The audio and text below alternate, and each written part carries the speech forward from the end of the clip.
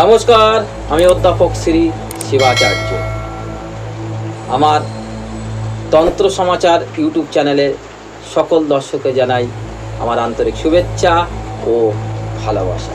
সকলে ভালো থাকুন, সুস্থ থাকুন, আমি ঈশ্বরের কাছে এই প্রার্থনা করব। তো আজকে আমি আমার এই ইউটিউব চ্যানেল তন্ত্র সমাচার যে ইউটিউব চ্যানেল, এই চ্যানেলে আজকের পর্বটি যেটি আলোচনা করব সেটি হচ্ছে তর্পণ। তর্পণ কি?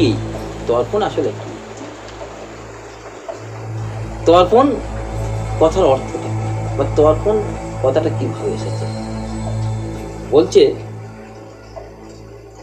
পিতৃপক্ষে তিথিতে আমাদের কোষ অনুযায়ী জলার্ঘ্য প্রদান করে পিতৃপুরুষের আত্মার শান্তি দেওয়া, মানে তাদের আত্মা যাতে শান্তি পায়, তাদের আত্মা যাতে শান্তিতে থাকে, তার জন্য আমরা যে জলার্ঘ্য প্রদান করি এটি হচ্ছে পিতৃতর্পণ, মানে এটিই হচ্ছে তর্পণ।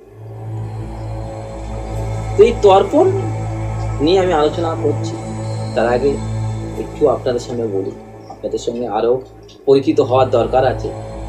আপনারা যারা এখন আমার চ্যানেলে, এই তন্ত্র সমাচার চ্যানেলে দর্শক হননি, সাবস্ক্রাইব করেননি, লাইক শেয়ার করে রাখেননি, অবশ্যই আপনারা সাবস্ক্রাইব, লাইক এবং শেয়ার করে রাখুন।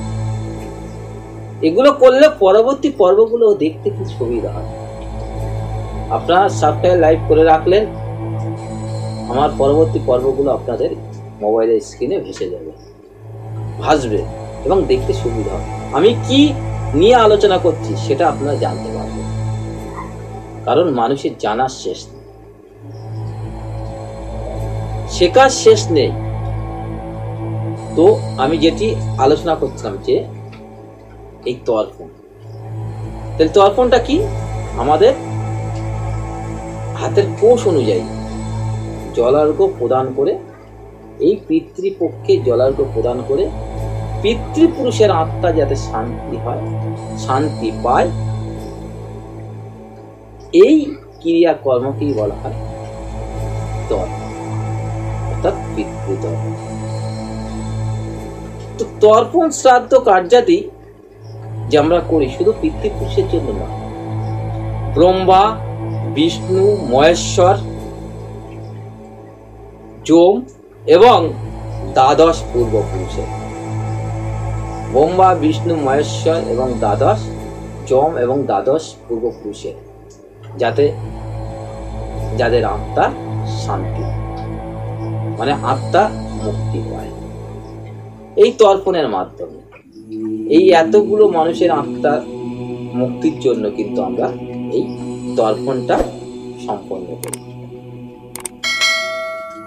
তর্পণ করার বিভিন্ন বিধি নিষেধ আছে, তার বিভিন্ন উপাচার আছে, সেগুলো আমি বিভিন্ন এপিসোডে আমি আলোচনা করব। তো আপনাদের এই তর্পণ কিন্তু অবশ্যই করা দরকার এই পিতৃপক্ষে, কারণ পিতৃপুরুষের আত্মার শান্তি অবশ্যই করা দরকার আছে। অনেক সময় এই পিতৃপক্ষে অনেক সময় করে না, অনেক সময় কি করে, তর্পণটা মহালয়া অমাবস্যার দিনেই করে। মহালয়া অমাবস্যার দিনে তর্পণের মাধুর্য আলাদা। তো সেই ক্ষেত্রে অনেক ক্ষেত্রে কি করে, মহালয়ার দিনকেই, কারণ প্রতি দিন তো করা সম্ভব নয়, সেই ক্ষেত্রে তর্পণ করে।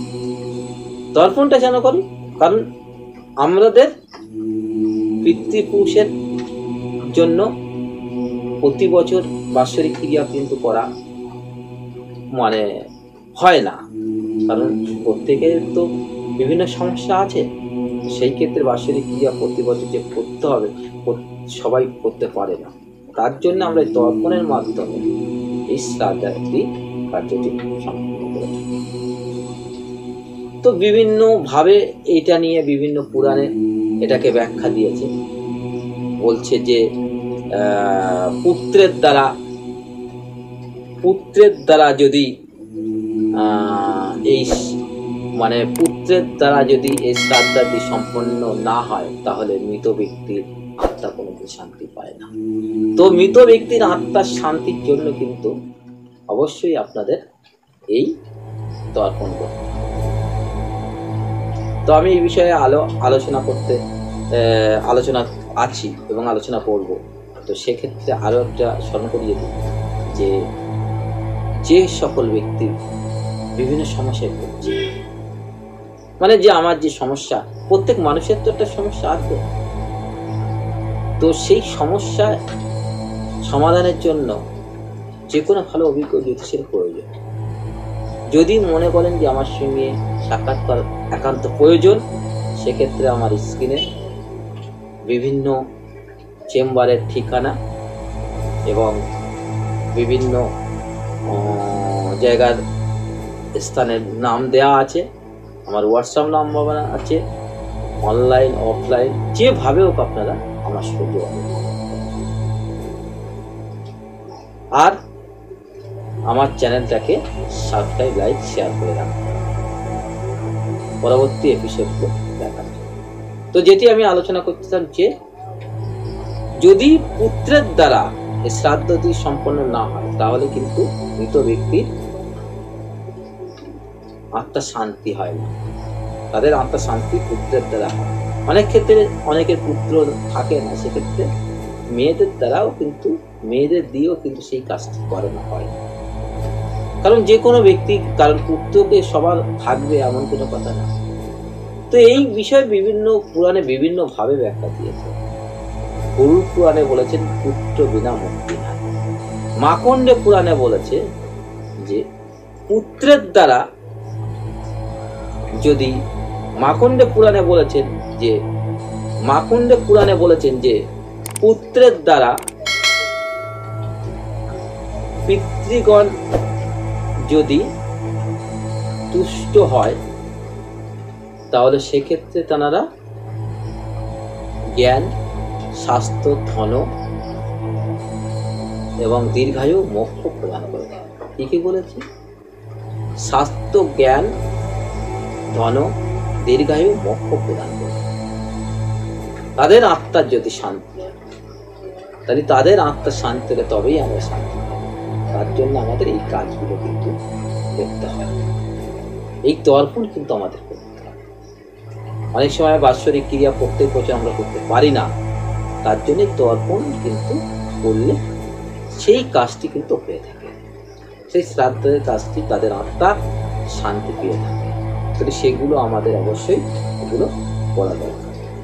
আর সাধারণত এই তিথিতেই করা হয়, এই পিতৃপক্ষে তর্পণ করা হয়।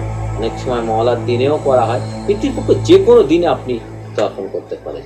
অনেকে দেখা যাচ্ছে এই 15 দিন ধরেই তর্পণ করে, বিশেষ করে যাদের বাড়ির পাশ দিয়ে কোনো নদী গেছে, কোনো গঙ্গা পাশ দিয়ে গেছে, সেক্ষেত্রে বহমান নদী গেছে, সেক্ষেত্রে তেনারা করতে পারে। এগুলো করা দরকার আছে। তো আমি আরও একবার স্মরণ করিয়ে দিই, যারা আমার তন্ত্র সমাচার ইউটিউব চ্যানেলের প্রতিনিয়ত দর্শক, তারা একটু করে সাবস্ক্রাইব, লাইক এবং শেয়ার করে রাখবেন পরবর্তী এপিসোডগুলো দেখার জন্য। যাওয়ার পথে আপনাদের কাছে